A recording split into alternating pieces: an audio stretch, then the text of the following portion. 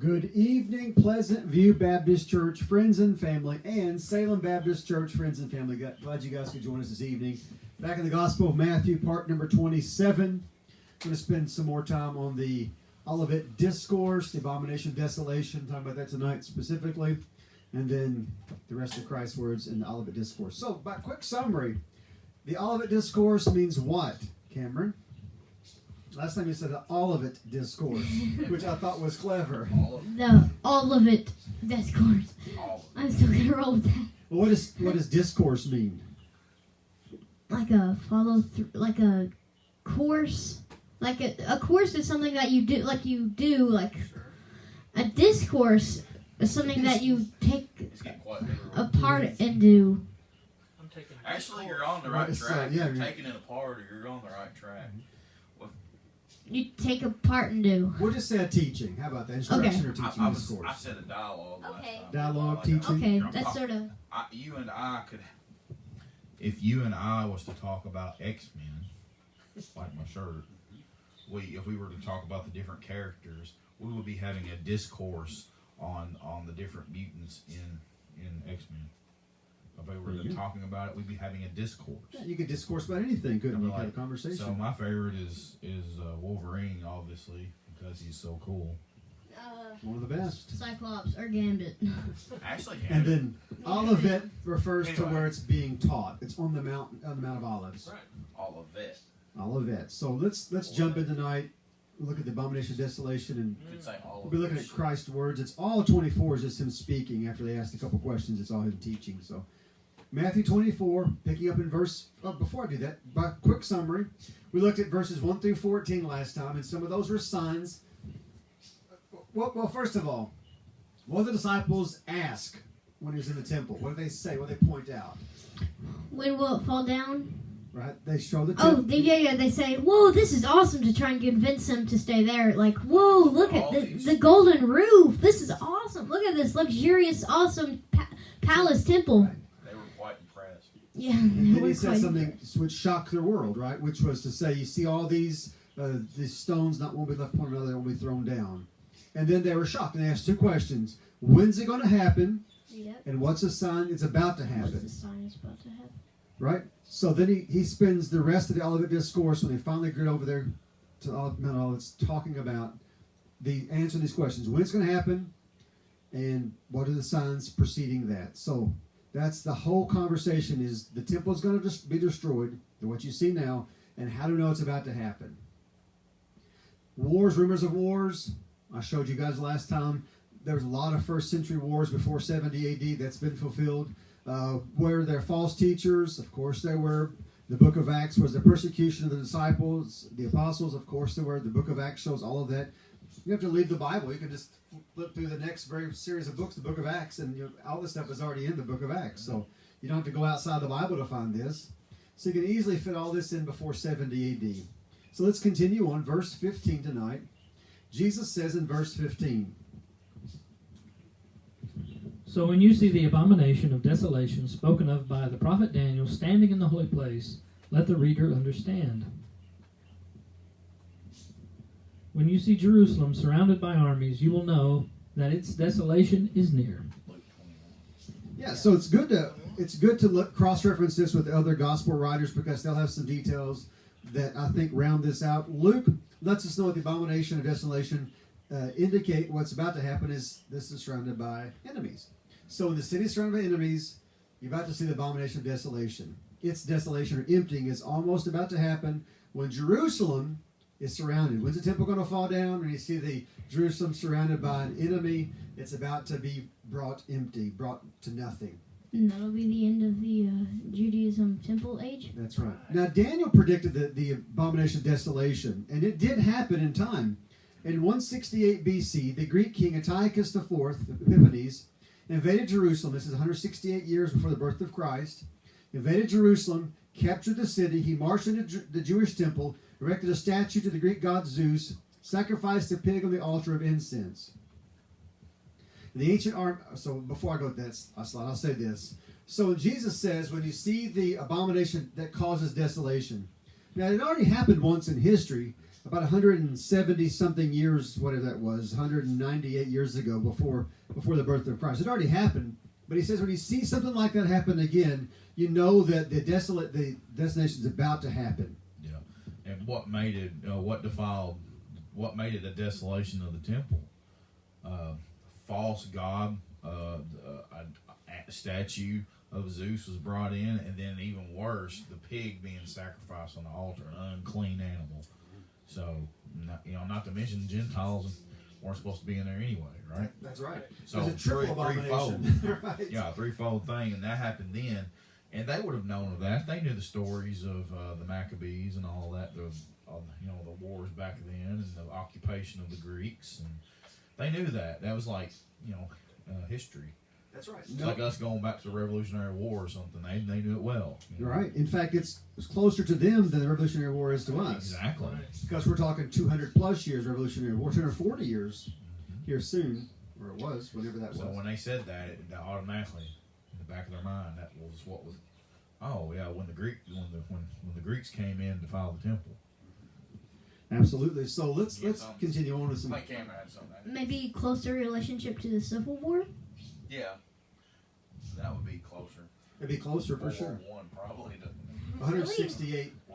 Well, it was about 200 years from the time Christ said this, because it'd been 30 years plus. That'd be 198 years. That'd be closer to Revelation. Yeah, but still within memories of people. That was just an example. Yeah. Okay, so in that time, ancient armies carried idols or images of their gods wherever they went. It was a good luck charm, right? The Greeks of the 2nd century BC and the Romans of the 1st century AD did as well. These idols of foreign gods are an abomination to the Jews. It is for this reason that foreign armies like the Greeks of the 2nd century BC and the Romans of the 1st century BC are called the abomination that causes desolation. That's one explanation, and I'll continue reading commentary again just quickly. These two foreign armies were an abomination to the Jews because of the idol images they carried. Furthermore, both armies literally caused a desolation of Jerusalem. This is why these armies are called the abomination that causes desolation. So let's continue reading if we can here. I'll pick it up. The abomination that causes desolation was literally fulfilled in the time of Antiochus IV. However, it was to happen again. This can be understood as happening in history in one or more of three ways. So I'm going to give you guys. I think we have a threefold. Oh, you think it's a threefold? I do. I'm going to give you three possible interpretations of the abomination of desolation. You can pick one of the three, or all. You said three. I'd go. Or you can add a fourth. I've just given these three. So I don't know what you're going to say. So I might have another one. well, let's see what it might be. So number one. So here's the first abomination that causes desolation. Is the Jewish men who killed the Roman soldiers in Jerusalem. Now, if you don't know from history, in the year 66 AD, Florus, the last Roman procurator, stole vast quantities of silver from the temple. He basically took what wasn't his. The outraged Jewish masses rioted and wiped out the small Roman garrison stationed in Jerusalem.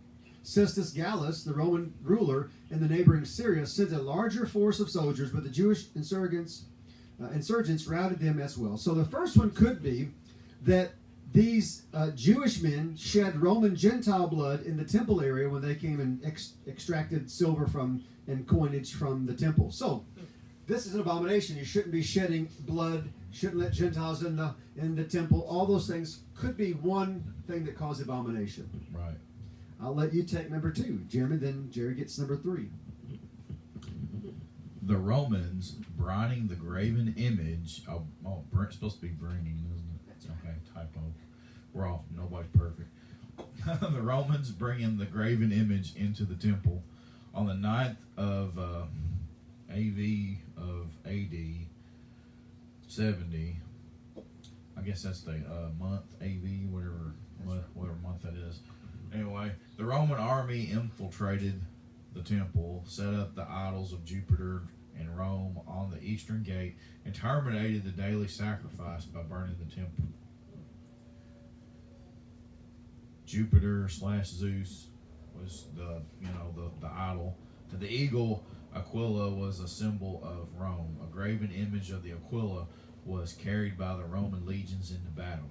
I mean, that's a graven image, so right there could defile it on alone, the standard being put up. But then there was an idol, and they got rid of the temple sacrifice. So. Right. So the first one could be when the Jews when the procurator took the money from the temple and they killed the Roman guards. You shed blood in the temple area. Yeah. That's a defilement. Definitely. And if you say, well, I don't like that one, maybe it refers to when the Roman soldiers came in and leveled the city and set up their graven images, when they came into the city. That's another, and came into the temple area. That's another abomination. Either one of those might work. There's a third one still. That's all you, Jerry. Right. The apostasy or falling away in false Levitical priesthood, which continued after the sacrifice of Christ and the conclusion of need for sacrifice. I like to read the Hebrews 10 passages. All right, Hebrews 10, 1 through 10. For since the law has but a shadow of the good things to come instead of the true form of these realities, it can never be by the same sacrifices that are continually offered each year make perfect those who draw near. Otherwise, they would not have ceased to be offered, since the worshippers, having once been cleansed, would no longer have any consciousness of sin. But in these sacrifices there is a reminder of sins every year, for it is impossible for the blood of bulls and goats to take away sins. Consequently, when Christ came into the world, he said, "Sacrifices and offerings you have not desired, but a body you have prepared for me. In burnt offerings and sin offerings you have taken no pleasure. Then I said, Behold, I have come to do your will, O God, as it is written of me in the scroll of the book." When he said above, "You have neither desired nor taken pleasure in sacrifices and offerings and burnt offerings and sin offerings, these are offered according to the law," then he added, "Behold, I have come to do your will." He does away with the first in order to establish the second. And by that will we have been sanctified through the offering of the body of Jesus Christ once and for all. Now, you could simply read the whole book of Hebrews if you wanted Right. to get this, but there's 3 or 4 chapters on the priesthood alone, and it's kind of the same sort of thing there. That when Christ hung on the cross, and tetelestai, it is finished, gave the final sacrifice for man's sins, and the veil in the temple was rent or torn in two, indicating that the wall of partition is torn down, there's no more need for the Holy of Holies, the sacrifice has been offered, all of that. Every sacrifice offered every year, including that very Good Friday that Christ hung on the cross. Every sacrifice offered by the Levitical priests from that point forward was an abomination. Yep, would have been an abomination. You want to elaborate, Jerry? You seem to like one I like explanation. that. Well, I mean, yeah, every sacrifice done after that would be blasphemous. Just like we talked about last week, Christians that are for rebuilding a third temple, and that's blasphemy. You should not be for that. Even if it's a memorial temple, memorial sacrifices. Well, yeah, who wants that kind of memorial? I don't need that. Christ was the perfect sacrifice. Right, that was all type and shadow before the cross. That's the same reason that the Catholic Mass is abomination, because they're crucifying Jesus afresh every time they do the Mass. That's we as Protestants we can't get behind that. That's At all. I'm not even comfortable with consubstantiation of the Lutherans. I'm not either. That doesn't feel good to me either, to think that Christ is in the elements, not that he becomes it, but he's somehow metaphysically in the thing. To me, the Zwingli approach makes the most sense to me when we look at the Lord's Supper. Yeah, I'm with you on that one. What if I told you there was a fourth possible abomination? Oh, well, then I want to hear it. I'll lay it on you. At the same time, I've been boning up on my Josephus and going back and listening to the War of the Jews and Audible. And Josephus mentioned that there was 3 warring factions of the Jews. They all were trying to gain control. I think when it was when Titus or Vespasian, That's his father. he had to go be emperor, and there was a lull in the siege, of the Romans, and then Titus took over. But they kind of held back for a period of time, and then they started warring against each other who was going to be the ruler. And one of the factions, now these would have been the zealots. They were like the ones that were wanting to overthrow the government. But while the Romans were away, while the cat's away, the mouse play kind of deal, they started fighting amongst each other, and one of the factions made the temple their headquarters, and they were all constantly fighting one another, and they was killing each other in the temple, on the temple grounds, and so there was more bloodshed amongst the Jews.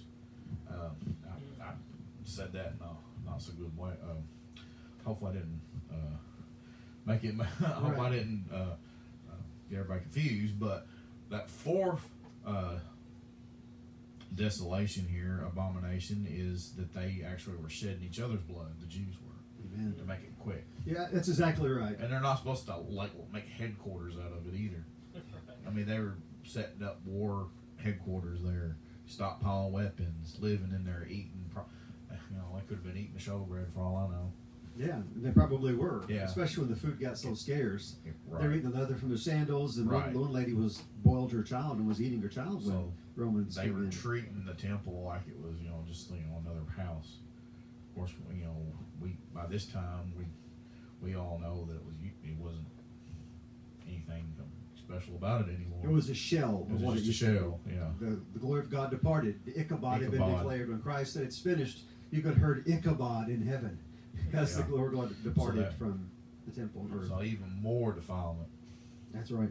I like that. So, you've got four reasons, four possible explanations for the abomination. It could be 1, 2, 3, or all four of those. Or maybe at home you guys have a fifth one. Or maybe watching this 6 years later, like, I just thought of another one, right? This goes to YouTube so you can catch it whenever. And maybe there's a fourth or fifth or sixth one out there you can think of. But something happened which was detestable to God. And we've given 4 good examples of that. So bad, in fact, that the glory of God leaves. So it leads us to the first question. What was the abomination or the evil doing that causes desolation or emptiness? And how did the ancient Greeks do this in 168 BC? And how did the Romans do it in 70 AD? What would you guys answer there?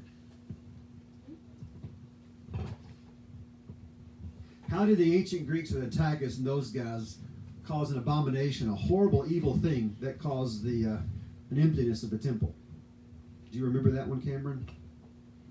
Okay. I'm going to be honest now. They set up an altar to Zeus, their god, and sacrificed a pig. They were making bacon. The burnt offering, weren't they? God doesn't like crispy bacon, apparently, in the Old Covenant. No, I'm being facetious, but that's right. It was a dirty animal, so they were just... It was done to insult the Jews. Right, I guarantee that was It was not an accident. And then how'd the Romans do it in 70 AD? Well, the same kind of thing. they set up an altar, and then they also put the standards up, and then the Jews killed some of the Romans. That's right. Shed blood in the temple. But I think it even happened in 30 AD, and every year after that onward. Exactly. I think the abomination... Every sacrifice would have been an abomination. That's right. I think God had departed the temple, and it was standing there as a memorial to the Old Covenant, and then it was leveled in 70 AD. Okay, so question number 2. How did the desecration of the temple in 70 AD cause a final emptying of the temple? Sure. I think that this led to other temples, maybe? Well, The there's desecration of not other been a temple temples? built on that site since 70 AD. Not a Jewish temple. There's a mosque there now, but there's no temple there. Well, maybe this caused that. There's never been another temple built because this happened. Yeah, would you guys agree with that? Perhaps that God That emptied was it finally. the straw that broke the camel's back. Yeah. The proverbial. The final, there's no need for another temple, earthly temple, and when it's been knocked down, there's no need to build another one in its place. Because what you did in the temple? Well, your primary function of the temple was to offer sacrifice. And who did that but the Levitical priest? All that's done away with. Read the book of Hebrews. Jesus All is been our- completed. Jesus is our high priest. And our And our sacrifice. sacrifice. And our king. Oh, man. He's just layers and layers. So we have some comments here. It says, Sherry Corbin said, hard to follow when we don't have what is on the screen. All right. Can you guys at home, I'm looking at this live, can you guys see it on the screen? Oh, what you don't, okay. So I'm adding some things here, that's right. The question should stay the same. Your books might have, because I do this at work, so I don't always have the book with me. So I will try to keep with the book too. Of course, I'm adding some things too along the way. So if you're watching at home and can see the the computer screen in front of you, it all should be printed out there. But please follow along the best you can and answer questions, because the questions should stay the same throughout this whole thing here. Okay, back into the text, Matthew 24:16. Cameron, get those verses there. Jesus says what? Then let those who are in Judea flee to the mountains. Historian Eusebius wrote, the members of the Jerusalem church, by means of an oracle given by the revelation to accept persons there, were ordered to leave the city before the war began and settled in a town of Perea called Pella. Perea. And you said it right. Oh, Perea. Perea. So there's a map in your books. There's a map on the screen, and it shows where Pella is in a region called Perea. And this is where a Christian community was established right around 69 or so, 70 or so, right before the destruction. In fact, it says 66 there, so I should have read that. The Jewish Christians knew it was coming. They had saw all the signs, and they got out of town, and they established a Christian community in Pella to avoid the onslaught of the Romans coming in. That's his story, and he made note of that. But now let's go. Now, all right. Here's the questions. The question is, what did Jesus mean when he said that people would flee to the mountains? Cameron, you just read that. What does Jesus mean when he says, flee to the mountains? he meant just get out of here. Go. Get out of here. Yeah, go. Right, it's right. And he doesn't mean some future third or fourth temple. He means the people in that first century. When you see Jerusalem surrounded by armies, it's time to get going. Pella was a mountainous area. There still is. But when you see Jerusalem surrounded by armies, then know that its desolation has come near. Then let those who are in Judea flee to the mountains, and let those who are not inside the city depart, and let not those who are out in the country enter it. For these are days of vengeance, to fulfill all that is written. Very good. Jerusalem, like most ancient cities, was a walled city. It was a city with walls built for fortified protection, wasn't it, to keep people outside. Jesus says when you hear the Romans are coming and the dust cloud on the horizon, you see their troops coming into town, it's time to go. If you're outside in the fields, outside the city, don't go into the city. If you're inside, get out. This is the days of vengeance are on you. It's right. It's about to happen. The wrath of God is coming in full force on you. So get out. Christians took this warning to heart and established a place called Pella. Okay, we're going to move on here. And I'll let Jerry, whoever wants to pick that one up. All right. Matthew 24:17-20. Let the one who is on the housetop not go down to take what is in his house. So I think on your screen you'll have a picture there of a typical Palestinian first century home. Notice that the typical home has a staircase ascending to the roof. They didn't have front porches like we do. They did a lot of just living up there on top of the roof. Well, we see Bathsheba taking a bath on the rooftop. Yeah. Why rooftop dwellings in a desert climate? It's cooler. At A nighttime, little bit of a breeze. you don't want to sleep in your house. No, holds all the heat in. Right, especially that type of house. Yeah. So there was a lot of times they were spent dates. Whoever's on the rooftop needs to get down. In our culture, only crazy people get up on the roof, right? Unless you're roofing, put some shingles on. There ain't no reason to be up there. Right. So that just goes to show you that the words were to the first century people. Well, take that fourth question. Yeah, what did Jesus have in mind when he spoke about not coming down to go back into the house to take things? I would say urgency. Oh man, exactly right.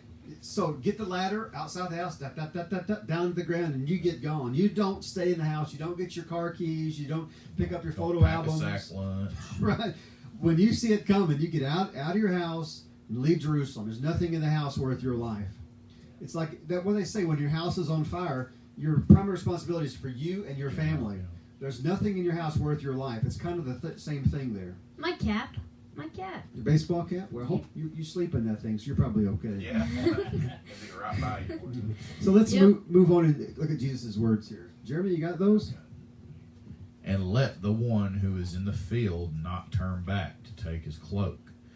And alas, for women who are pregnant, and for those who are nursing infants in those days, pray that your flight may not be in winter or on a Sabbath.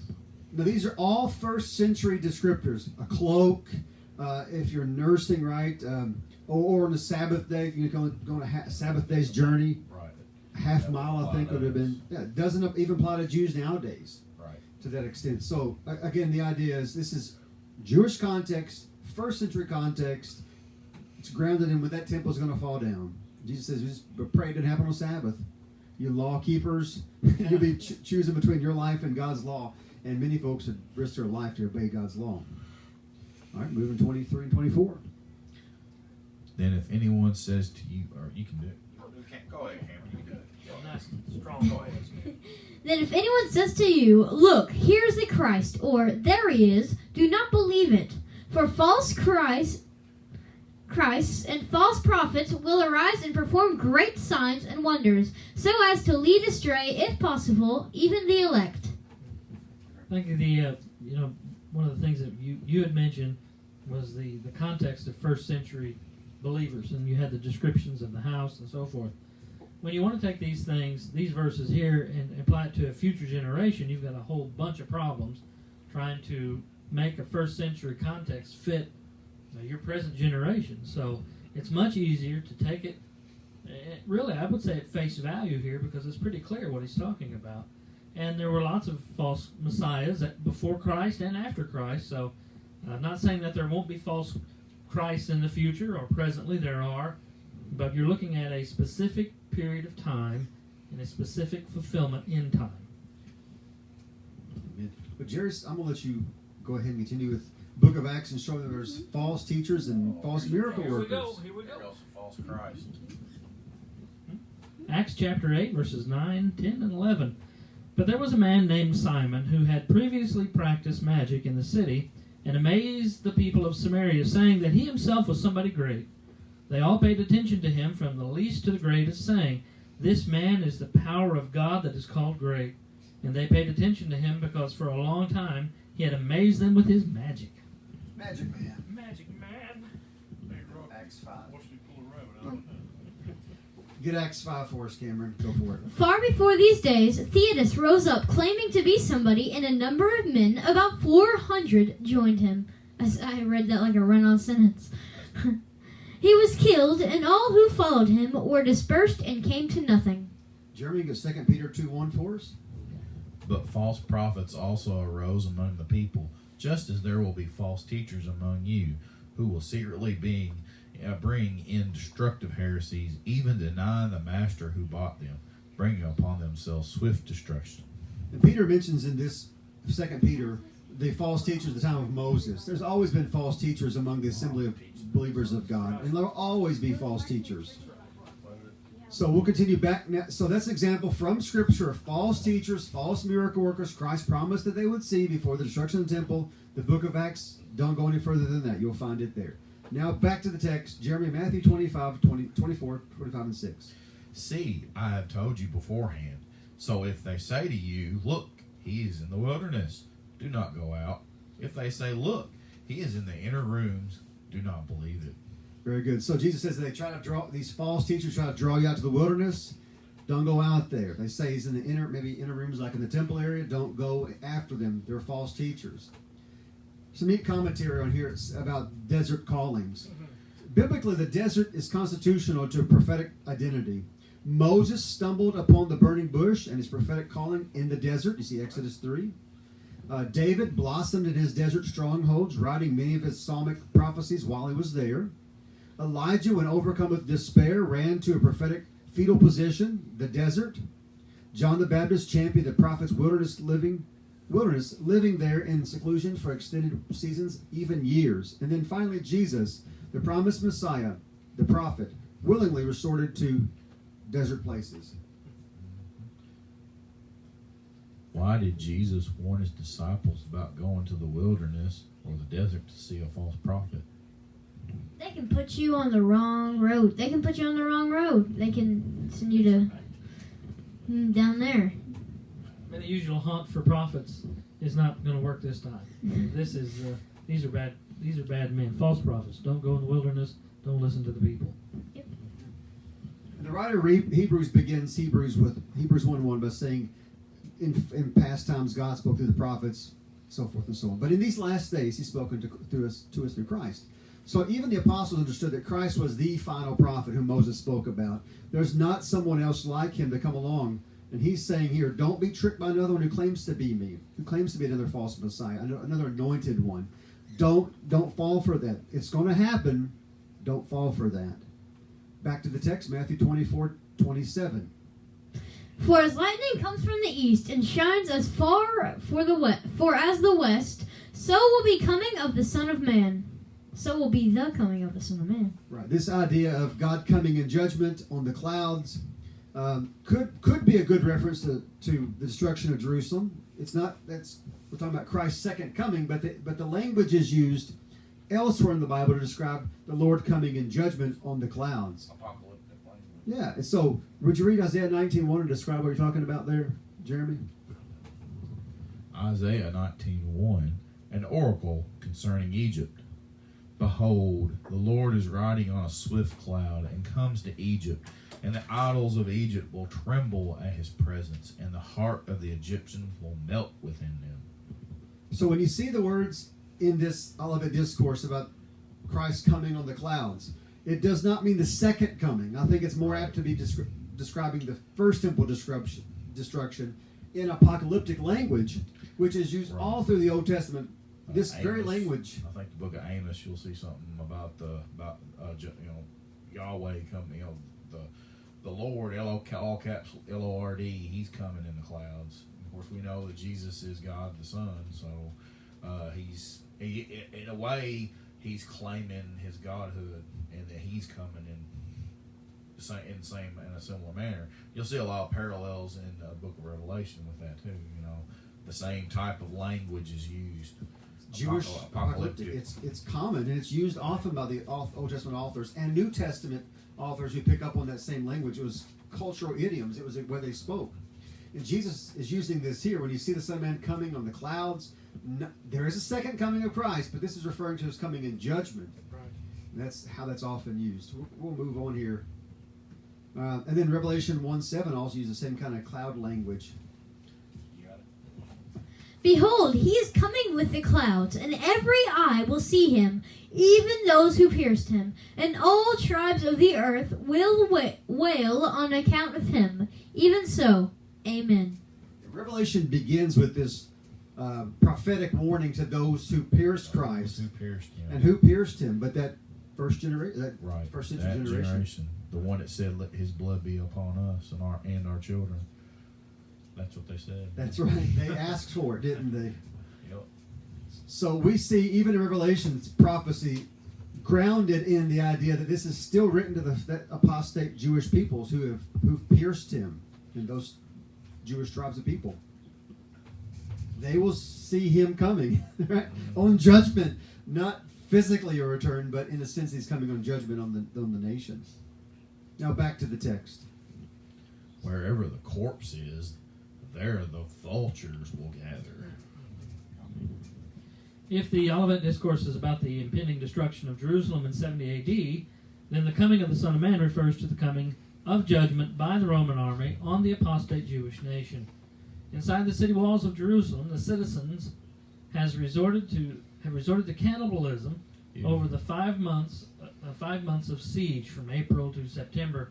The Roman vultures had gathered at the corpse, I should say, of Jerusalem.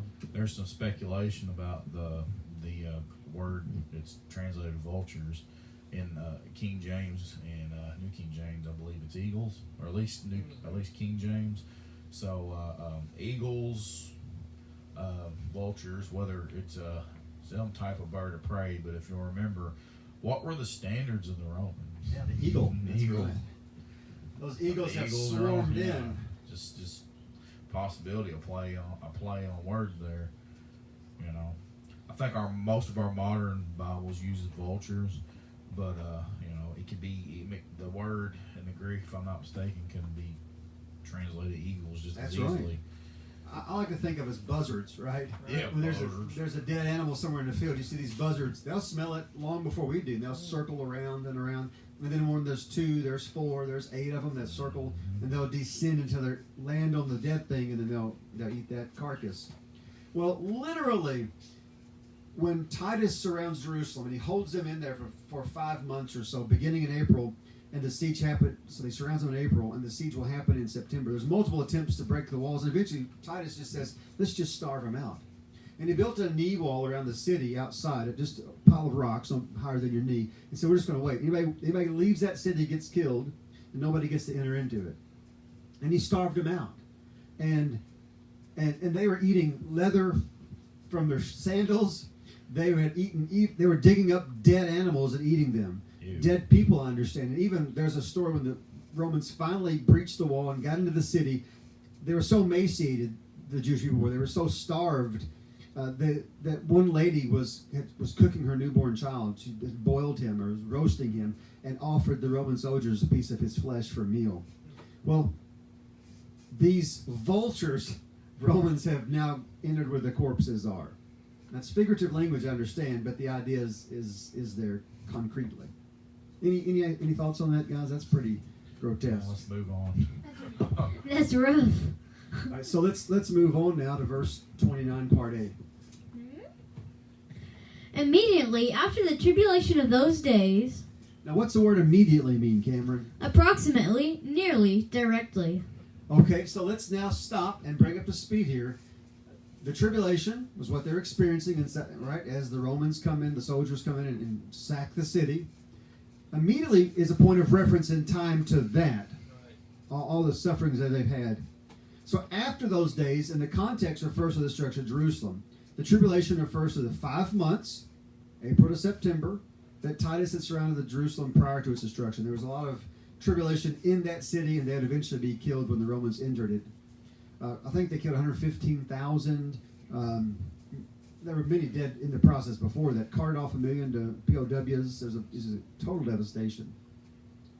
And then we'll pick up the verse part B there. The sun will be darkened, and the moon will not give its light, and the stars will fall from heaven, and the powers of the heavens will be shaken. Oh, they got us there. Yeah. That's right. That ain't happened. Right, so, yeah, people will say, They got well, us. this can't be 70 AD because the stars didn't fall from the sky and the moon didn't stop giving its light, right? Well, if this is meant to be taken literally, how many stars would hit the earth before the earth disintegrates? Just one, right? Less. The earth is, the sun is a fairly small star in comparison to other stars in the universe. If the sun hit the earth, it would cease to exist. It just disintegrate us. If it got near the earth. Right. Cook us with it. Yeah, I wouldn't even have to hit the earth before it fried us all. Well, like, I think the nearest star besides the sun is still, like, I forget how many hundreds of thousands of times It's Alpha Centauri. Is the name Yeah, of the it's, star. oh, is it? Okay, how much? Go ahead, Cameron. You know that Fire it one? up. No, but since we're getting into stars, I just want to say I'm quite a bit into astronomy. I about said astrology. Blah, blah. Please But anyway, you know Sirius A, that star, brightest star in the night sky. I love that star. Yeah. It's my favorite star. You heard of it? Okay. Yeah, just give us an idea how big that star is. Do you know? Yeah. She's pretty far away, but she's like 100 times larger than our sun. She is crazy. There you go. So, what would happen if that star fell down to the earth? No, dude, it'd be gone within seconds. It'd be gone within milliseconds. Right. It would disintegrate every molecule on Earth, wouldn't it? Take it that close. It would. So this is not a literal language. Sun getting dark, moon not getting its light, stars falling from heaven, heaven shaken. That has nothing to do literally. It is apocalyptic language that's used to describe some supernatural events which were really happening in nature, but there were supernatural events that were happening. It's figurative language. Mm-hmm. It's an idiom. We use idiomatic expressions all the time. It's raining cats and dogs. I'm so hungry I can eat a horse. We know, right? And some translate what other cultures and some don't. Right. But we know when we say them what we're talking about. This is apocalyptic idioms. Right. There could be some symbolism in the moon and the stars there too, or the sun. Remember in Genesis, remember how Joseph had a dream about his father and his mother and his brothers bowing down to him?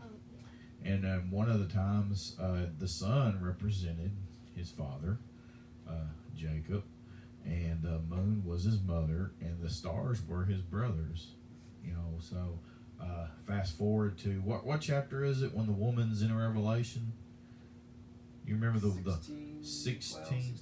Remember how she's clothed with the stars, and she's like, I forget what all it says, but that we know that was symbolic of Israel. Right, that's right. Just like the sun. It's not the Virgin moon, Mary, the which is the stars. Roman Catholics. No, it was Israel, and the child that was going to be born, of course, was Jesus, and the dragon was going to eat the baby. The traditional amillennial position is that's the Christmas story. That's how I've heard that in the amillennial position. Oh, really? Talked through, yeah. But it's better symbolic understood. of Israel, though. That's right. Yeah, that is Israel. There's possible. I'm not going to take I'm not going to. I'm gonna take a bullet Not a hill to and die I won't upon shoot you here. for it. Yeah. It's not a hill to die upon here, but possibly that's some an idiom for Israel is going to fall here. Yeah, would you take an air rifle pellet for it? Because I could hook that up tonight. No, I don't like You won't no, even take I'm a good. pellet. I won't even take one. And I wouldn't shoot you. But you're right. Maybe, So maybe a Nerf arrow. Cameron can arrange that. I'll take one for it. So the idea of this image of stars falling, and it could be totally apocalyptic and just describes something supernatural. It's just an expression of speech. Let's move on here. I want to give you an example how this apocalyptic language, is quoted on the day of Pentecost. So on the day of Pentecost, Peter quoted the apocalyptic language from Joel to describe what was happening at Pentecost. And it sounds nothing like the end of the world, does it? Fire on camera. On? Yeah, the bottom part. But Peter, standing with the 11, lifted up his voice and addressed them. Men of Judea and all who dwell in Jerusalem, let this be known to you, and give ear to my words, for these people are not drunk, as you suppose, since it is only the 3rd hour of the day. Now, I'll add some commentary here very quickly. Peter doesn't say these guys aren't drunk because they don't drink. He's not drunk because it's 9 o'clock in the morning. And I always thought that was kind of funny. His defense says it's too early to be drunk. Now, I'm just joking. He would never say that. But his idea was they seem to be drunk because they're talking in tongues. This is a phenomenon that's not been seen before. Isn't that a different sort of denomination? Well, in this case, they're speaking in known languages to people who've come to Jerusalem for Pentecost from all over the world. They hear it, they're like, hey, how are those people? They hear it, Cameron, and they're like, hey, how those Galileans speaking our language? I'm hearing my language. We came from hundreds Ethiopia of miles. and we Syria, came from thousands of miles away at the other end of the empire, and we're hearing our language here. How is that? Yeah. And if you didn't hear it in your language, it might sound like babbling, like a drunk man, Right. perhaps. Yeah. But let's continue on with the Acts 2. Peter's going to now turn to the crowd in just a second. He's going to continue with the crowd. But this is what was uttered through the prophet Joel. And in the last days it shall be, God declares, that I will pour out my spirit on all flesh, and your sons and your daughters shall prophesy, and your young men shall see visions, and your old men shall dream dreams. Even on my male servants and female servants in those days I will pour out my spirit, and they shall prophesy. And I will show wonders in the heavens above and signs on the earth below, blood and fire and vapor of smoke. The sun shall be turned to darkness and the moon to blood before the day of the Lord comes. And great and magnificent day, the great and magnificent day. Very good. Now, the first part of the prophecy of Joel that Peter quotes makes perfect sense in what's happening. They're dreaming, there's prophesying, there's speaking in tongues, the Spirit's been poured out. All that's true. And then he goes on and finishes the prophecy of Joel with verses 19 and 20, where the sun's darkened, the moon becomes blood, and that would not have seemed to be happening at the day of Pentecost. Yet Peter says this is exactly what's happening. There's a spiritual event happening that we see, there's a supernatural event happening that we only see the natural outworkings of. God is shaking the world. He's reversing the curse of Babel right here. He's doing something awesome in this moment of time. And the Spirit's been poured out. No more is the Holy Spirit bottled up, or that's my phrase, not biblically. But it's now not just portioned out to men at periods of time. In the Old Testament, men did get the Holy Spirit. You think of the judges like Samson, who got the Spirit from periods of time. John the Baptist had Holy Spirit on temporarily, places like that. But the indwelling Holy Spirit didn't happen in a residing nature like it is now until Pentecost. Now, Jerry, you might want to correct me on some of that stuff, but I'm going to pass you the mic. No, I think you're spot on. Day of Pentecost, everybody was hearing the gospel in their own language. Like Jeremy said, they come from all over the place. The fact that you said God was shaking things up, things were changing now. New covenant had come, and the destruction of Jerusalem was still in the wings. And is this where Peter is looking to here when he finishes? This happens before this. Right. So let's look at the questions. In his sermon at Pentecost, does Peter understand Joel's words to be physical or spiritual? Yeah. Yes, he does. And he adds on to it. At least that's what I said. Physical, or Gideon was it? Oh. Does the moon literally become blood? No, he says Stars spiritual. fall from the sky. Spiritual. Right. How does Jesus use the prophecy from Joel in the context of the destruction of Herod's temple? Is it physical or spiritual? Spiritual. Right.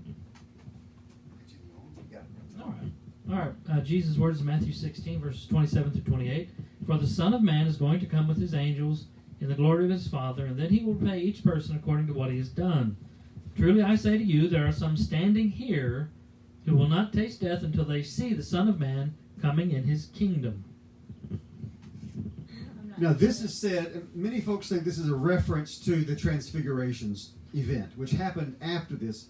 However, I think the some standing here indicates that there'd be some not standing here. That in 40 years, some disciples would be killed, but there'd be some would still be living to see the destruction of Jerusalem coming in his kingdom. Who was his audience in 16?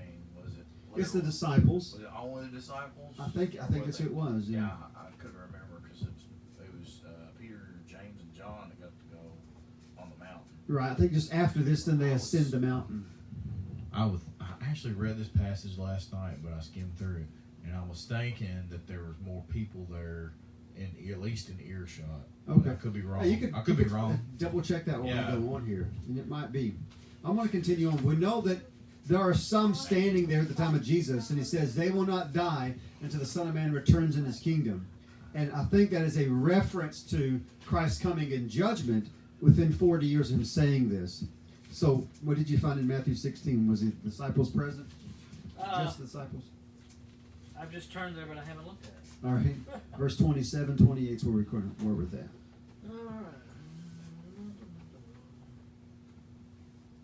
Verse 21 says, from that time Jesus began to show his disciples that he must go to Jerusalem and suffer many things. Well, he was talking to, let's see, the Pharisees tested Jesus, the Pharisees and Sadducees in the beginning of the chapter. And he left them and went away. So it looks like it might be just the disciples. Yeah, I think it's the context of the Caesarea Philippi event with the Peter's great confession there. So he did start talking about beware of the leaven of the Pharisees and Sadducees, and they're like, the disciples didn't get it once again. They always missed it. Yeah. Well, Jeremy, you've got the mic. Would you go and read verse 30 of Matthew 24? Jesus' words continuing on here. Okay. Then will appear in heaven the sign of the Son of Man, and then all the tribes of the earth will mourn, and they will see the Son of Man coming on the clouds of heaven with power and great glory. Now, break down a couple of words here. The Greek word, because it's written in Greek, may have been spoken in Aramaic, but it was written in Greek, which is what we have to translate out of. The Greek word for earth is gi, which literally means land, region, tract, country, territory. It doesn't mean the entire earth. It just means a tract of land or a territory. And I'll continue on. The tribes of the land must be a reference to a Jewish Holocaust, which we're about to see. It's not a reference to a global future event, but a local event where the tribes of this land will see it. And of course, the tribes of this land would be the 12 tribes of Israel. Right. What's the sign of the Son of Man? What's the sign of the Son of Man? I'm so glad you asked that question because we're about to spend some time looking at that. All All right. right. So I want to show you 4 signs from Josephus, a historian who has no axe to grind. He has nothing to prove that the Christians are right. He's not a Christian. He's not a Christian. He wasn't at the Olivet discourse. He never read the Gospels of any of the Gospels. A Hellenistic Jew. Absolutely, who was a fall away. He was an apostate of the apostates. Yeah. He fell away from the Jews and became a Roman historian. Stockholm syndrome. Right. Kind of. I mean, they took him captive. He was a general in the army fighting against the Romans, was captured, and then he got to like know them well, but got to be good friends with them, and became a Roman. Somebody in the court of Caesar adopted him. He became a Roman. But anyway, And that's part of the name change. Yeah. Flavius. Josephus, where he was Joseph Ben something. He become Flavio. And got on the cover of his Flavio. novels. Yeah. Okay. Joseph Ben Matthias. This is Jewish name. That's right. I want to show you four signs in the first century that literally happened according to first century historians. 4 signs, these are not in your Bible, that historians said happened before the destruction of Jerusalem, which I think are the signs Jesus talks about here. Okay. So here we go. Let's read the first one for us, Cameron. Thus also, before the Jews' rebellion, and before those commotions which preceded the war, when the people were come in great crowds to the feast of unleavened bread, on the 8th day of the month of Nisan, and the 9th hour of the night, so great a light shone around the altar and the holy house that it appeared to be bright daytime, which light lasted for half an hour. The light seemed to be a good sign to the unskilled, but was so interpreted by the sacred scribes as to pretend to those events that followed immediately upon it. This is in Josephus' works, Wars of the Jews. So this is the first sign. In the middle of the night, or the midnight, a bright light shone in the temple area, and it lasted about a half an hour, seen by many people passing by. An unexplainable bright light, just out of the blue, just shone. Now you think that's plausible? Maybe somebody's there lighting a match, right? Or lighting a bonfire. Well, that's not what happened in the temple. But a bright light shone. Now let's look at another sign here. So, Jerry, have you get the second sign? Sure. Josephus also tells us how the eastern gate of the inner court of the temple was seen to be opened of its own accord about the 6th hour of the night, that is, at midnight. This gate was of brass and vastly heavy, and had been with difficulty shut by 20 men, and rested upon a basis armed with iron, and had bolts fastened very deep to the firm floor, which was there made of one entire stone. The gate was open for the advantage of their enemies, so these publicly declared that this signal foreshadowed the destruction that was coming upon them. Again, Wars of the Jews. So at midnight, without any man, it took 20 men to move this gate, the eastern gate, just opened by itself. And the historian Josephus has no reason to make this up. He's recording eyewitness accounts, multiple verified witness accounts, and it goes in his Wars of the Jews. The gate opened, and they said this is just a sign of the desolation that's about to happen to him. It's like God opened the gate and walked out. Yeah. It's like God would have opened the gate and just left. And this is portending or foreshadowing opening itself up to the destruction that would happen by the Romans in a couple of short years. Now that's 2 signs. So one, a bright light shone in the temple. The second one is this big, heavy eastern gate just opened by itself as though God were walking out of the city itself. And here's the third sign. So here's your sign. Moreover, at the feast which we call Pentecost, as the priests were going by night into the inner temple, the court of the priests, as their custom was to perform their sacred ministrations, they said that in the first place they felt a quaking and heard a great noise, and after that they heard a sound as of a great multitude saying, "Let us remove hence." Yeah. We're getting out of here. Yeah. Is the voice they heard, and I'll continue that. Go ahead. Recall the time before Solomon's temple was destroyed, how the prophet Ezekiel saw the glory of God leave the temple. Yeah, that She kind of just took off. So it's God doing a mic drop, right, and Yeah. leaving the house, right? Exit stage left. Right. Elvis has left the building. Yeah. Now I wasn't Thank you, alive. God. I was alive when Elvis was alive, but of course I was Yeah. only 3. I think he died in '77. You were Right. alive. I remember it. You went to all his concerts, No. I was watching cartoons when he died. and it was a big deal when he died. But they say Elvis left the building was what was said during his concerts. People would stand around after the concert was over saying, "Encore, encore." And he'd come out and do a song, and he'd go back, "Encore." This would happen for long after the concert was over. And finally, people kept chanting, thinking Elvis would come back out. He was done.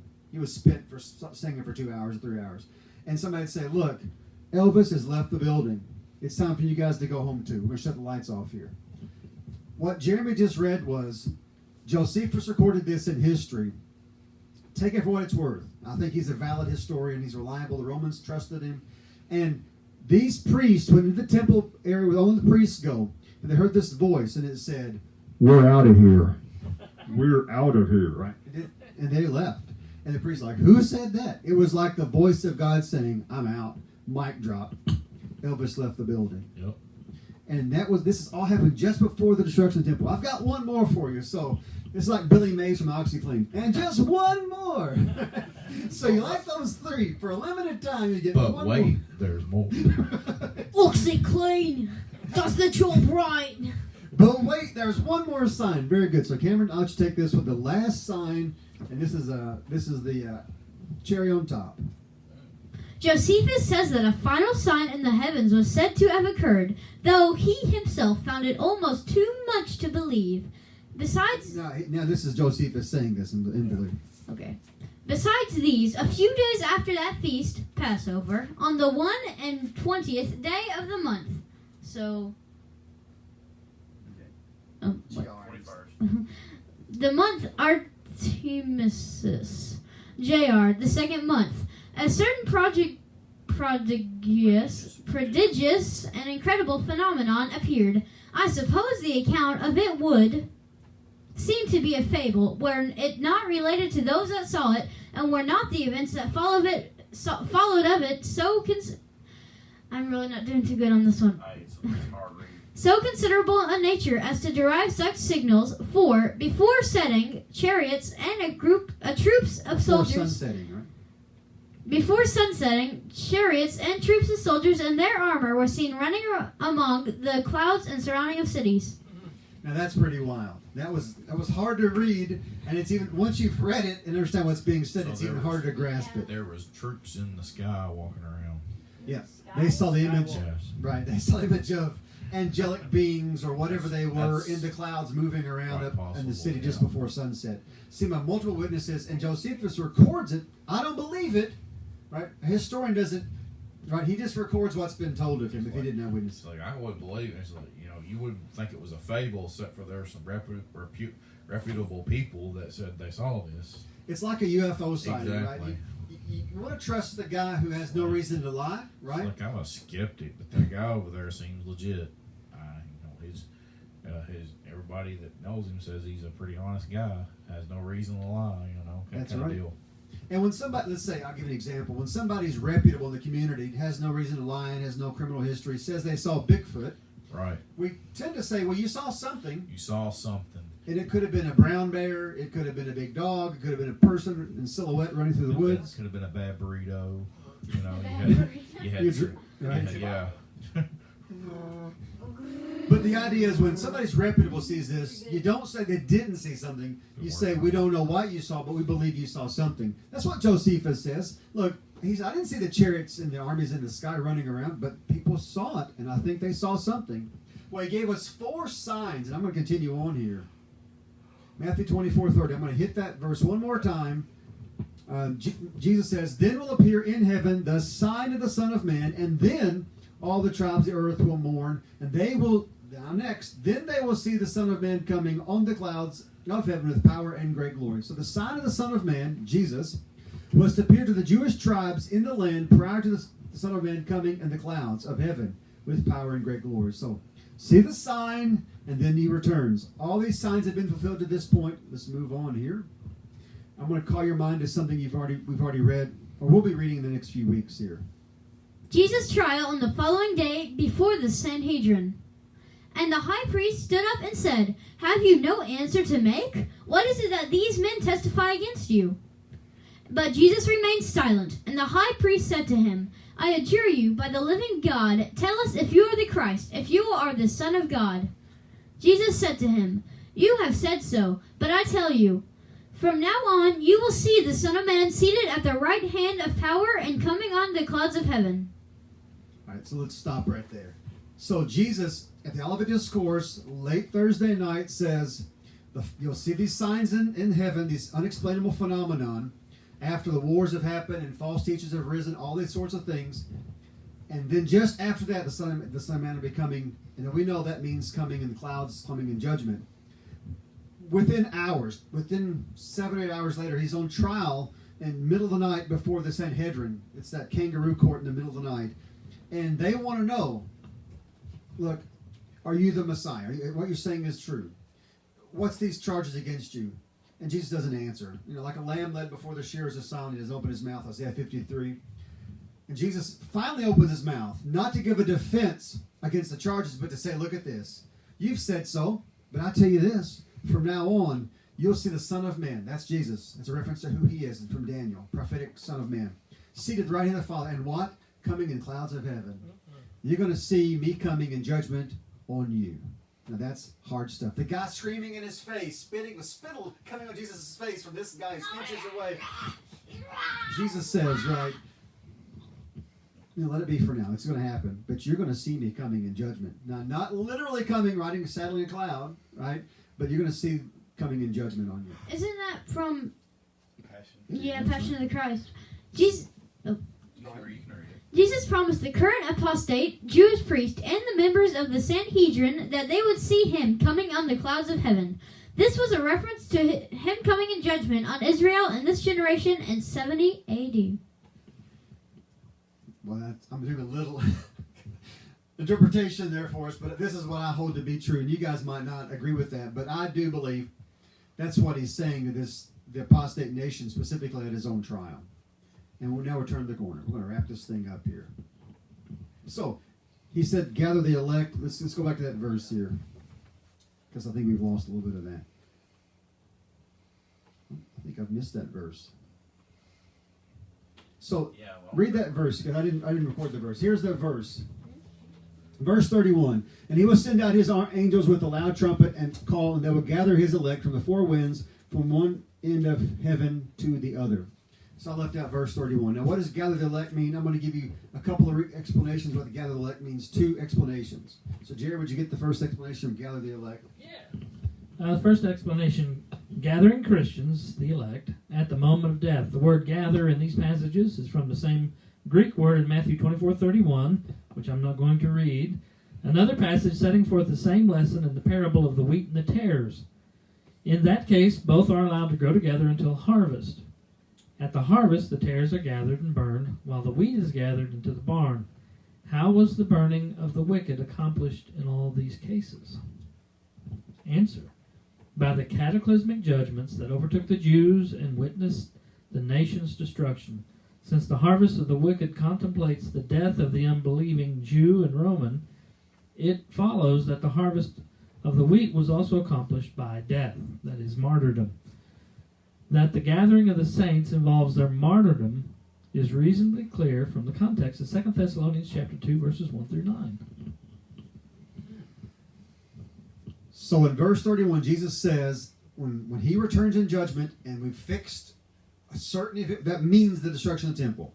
So now we've got to figure out what these other symbols around it mean. So one possible explanation for gathering the elect would be when the Romans come, they're going to kill believers and non-believers. The Romans, they don't care.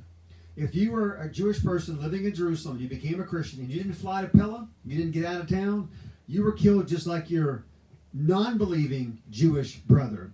And at your death, there's a great harvesting of souls, like we see in the parables of the wheat and the tares. That you're harvested at the same time in war as the unbelievers were. And, of course, you would go to heaven, and your unbelieving counterpart would not go to heaven. You'd go to hell. That's one interpretation of the gathering of the elect. But there's a second one. There's still one more, right? As Billy Mays might say. But there's more. And so, But there's more. so Jeremy, would you get this next explanation for gather the elect? Gathering the Roman army from the various places in the Roman Empire in order to march on Jerusalem. And that was done December 69 through March 70. Vespasian, the new emperor, dispatches his son Titus from Alexandria to finish the war in Judea. Titus marches to Caesarea with 2,000 Alexandrian troops and 3,000 Euphrates guards under command of Tiberius Alexander, the Jewish apostate. Now, Josephus accompanies them. Legion XV, that's 15, and 12, joined Titus and encamp at Gibeah of Saul, 30 stadia, which is 3.5 miles north of Jerusalem. While Titus reconnoiters with 600 horsemen, the Judean fighters attack, but Titus bravely plunges through them to safety. Legion 5 joins Titus by way of Emmaus. The camp is moved to Mount Scopus, overlooking Jerusalem. Legion 10 soon joins them, making a separate camp on the Mount of Olives, east of the city across the Kidron Valley.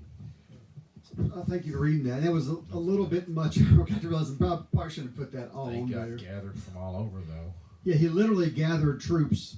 He sent the word out and said, we're going to meet up at Jerusalem. And they came from north, south, east, and west and closed in on the city from all parts of the Roman world. Now, they had multiple legions. The legions had, I think, 6,000 Roman soldiers. I listed 5 legions there. There were 30,000 Roman soldiers at least that descended upon Jerusalem for this battle. So, gathering the elect, I've heard it looked at this way, that the army was God's elect, that he had elected them or had chosen them for the purpose of the destruction of Jerusalem, and he was using them like he would have used Nebuchadnezzar. His chosen vessel. He did, Right. He did call Nebuchadnezzar his chosen vessel, and at the time he was a pagan unbeliever. So literally gathering these soldiers from the known corners of the world for this purpose of destruction. Now, either one, or maybe there's a 4th or 5th option. Yeah. So the question number 10, last question 9 is this, and we're about to finish up. Thank you guys for sticking this out. Here it is. In the context of the destruction of Jerusalem and the death of many Jewish Christians, what is the possible meaning of gathering the elect? What's a possible meaning? Which one of these two, or maybe there's a third one you thought of? Didn't you just mention that? So I'm asking which one of the two that you like, or if there's a third one. The first one is it a harvesting of the Christians along with the pagans who were killed by the Romans who came into town? Or was it this word elect is used to refer to God's chosen army, and it would be the Romans coming in to exercise judgment like he did the Babylonians on the Jews in 586? I think so. I think it's that second option there. I think it's how he used Nebuchadnezzar, sort of like how he did him. Right. And now he's going to. And there may be a third or fourth option out there, and I apologize. There probably is. These are two that I've thought of, and maybe there's more that you Of like. course, we know that this text a lot of time is classically, well, at least in the last 200 years, has been used as that's the rapture. But now that we have broke it down and really shown that everything so far was fulfilled in the first century in AD 70, and then our reasoning for believing that's what that's talking about is very slim now, because now it doesn't make sense at all. Right. It only makes sense when you have a preconceived notion, and then you go to the text with that. And, oh, hey, that must be talking about the rapture. Right. When you eisegete the text based on what you've heard preached and taught, then this gathering elect sounds like the rapture or the end of the time or whatever it would be. But really, in the context, we've already figured out the end date of this thing, which is 70 AD. We just got to fill the gaps We're in. still talking apocalyptic language here about destruction. Yep. So, in that light of that context, one of the two explanations you have, of course, I'm not sure where I land. I'm not taking a hard stance there, but A hard, undecided stance. That's still good. undecided. But except for I'm really, of course, throwing doubt on that being had anything to do with the end of times and Jesus gathering his elect there. Right. So It's kind of like the teacher gives you a math a math test, and you know the answer to the problem, but she says, now show your work. And you got to say, well, I know how I got to 70 AD because it makes so much sense. The first 2 verses of this chapter tell us how we get to 70 AD. And if there's spots in between, we got to kind of figure out, or say we don't know for sure how that fits. Sure. But the sun falling from the sky, the stars falling, and the heavens shaking, that's apocalyptic. I can live with that.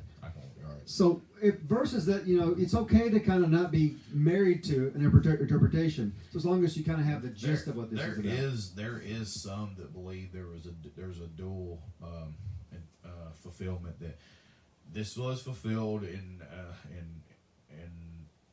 mostly, I wouldn't say entirely in this interpretation, that most of it was fulfilled 80, 70, but there might be one last fulfillment in this text too. And even we see that in the book of Revelation. But like I said, I'm not going to take a hard stance on that. Yeah, there's an approach to the scriptures called the idealism approach, where you say it's fulfilled throughout periods of time, right? It's ideally comes in cycles or fulfilled in other ways. So that's other ways of interpreting this literature. But to me, once I've established what it's talking about, filling in the murky gap parts, it's easier to do. I agree.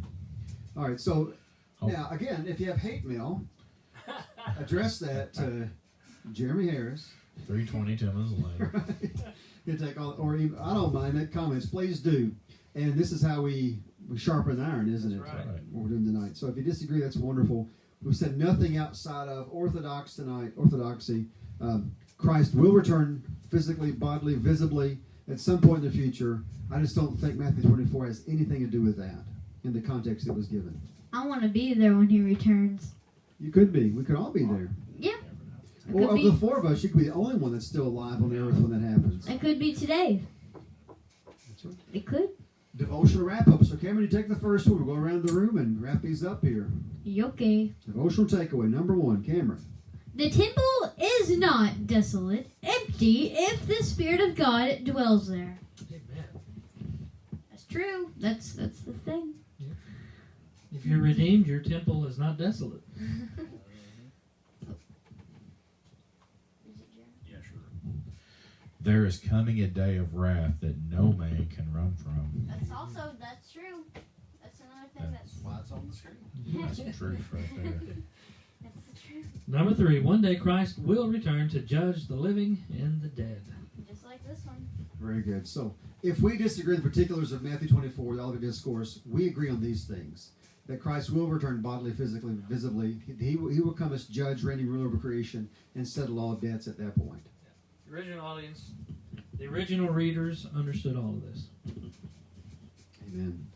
Okay, so next week we'll be wrapping up Matthew 24, still in the Mount of Olives, and we'll be here until Matthew 25 when Christ gets arrested, or through Matthew 25 he gets arrested there in the garden. He's still in the garden with the disciples.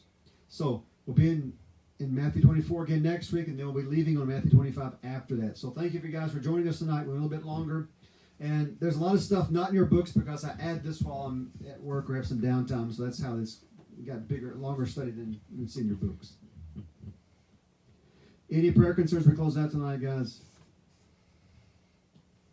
Any pressing prayer concerns? Actually, yeah. I have a friend I guess I shouldn't say his name, although it might not matter. But I mentioned him a couple weeks ago, how we lost one of his grandparents. You remember that in the well, actually, here recently, his grandparents' house burnt down. Today or Monday. And so I just want to keep him in prayers, his grandparents and all. His family in prayers. Yeah, I also have a couple friends that have lost their grandparents in the same week. So remember them in your prayers as well. Absolutely. Anything else we close out tonight? Pray for my grandma. She's in the rest home having some complications with congestive heart failure and maybe a little bit of dementia setting in. So she's a tough decision, to do that, but she, has to have good health, has to have care. That's right. And then Dad's aunt, she's gonna have some cataract surgery in her eyes Thursday. Is it Sue? It's Sue. Okay. So keep her in prayers. Sure. Remember our nation and the election and just the unrest in our country or in our cities and stuff like that. One more thing. I thought about this today, and you guys can veto me if you want to, because you're a part of this as much as I am. I thought we get closer to Halloween, take a break from Matthew, and do one spooky night and look at ghosts, demons, spiritual things. You know, I'm all about A that. biblical worldview when it comes to ghosts. How about that? Biblical worldview when it comes to ghosts. Biblical worldview when it comes to ghosts and supernatural stuff. And we'll do that the Wednesday before Halloween. I How like about it. Tune in. that? Tune in. That's a teaser. Yep. Close out in prayer, brother. All right, let's pray, everybody. Father, we come to you tonight in the name of Christ, and we ask, God, that you would be with each of the prayer requests that was mentioned at this table, and for our country, Lord, and for the election, and for all the turmoil in our land. But, Father, we know that you sit above the earth, and you rule and reign. In your sovereignty, Lord, you have a perfect plan. And we know, God, that everything is proceeding because history is truly your story. So be with us in our portion of your history. Help us to keep the faith and to preach Christ. And Father, we thank you for the opportunity to study your word tonight and to sharpen each other. And we know, God, that you meet with us and equip us with truth. So we pray that you would continue to guide us. We thank you for everyone who tuned in and will tune in. And most of all, Father, we pray that if there's anyone within the sound of our voice tonight that does not know Christ, that they would repent and believe the gospel. In Jesus' name, amen. Amen. Got a scammer? Yeah, I got it. Oh, wait, actually, I want to mention I'm not wearing glasses because I actually got contacts today. And I actually memorized a verse. John 11:35. Jesus wept.